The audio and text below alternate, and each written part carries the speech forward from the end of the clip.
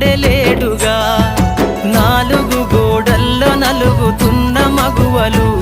ఈ సమాజంలో లెక్కలేని చావులెందరో నాలుగు గోడల్లో నలుగుతున్న మగువలు ఈ సమాజంలో లెక్కలేని చావులెందరో పుడమి తల్లిరా పురుడోస జన్మరా ఆడ బ్రతుకులో నేడు విలువ ఏదిరా ఆడదంటేనే ఒక ఆట బొమ్మలా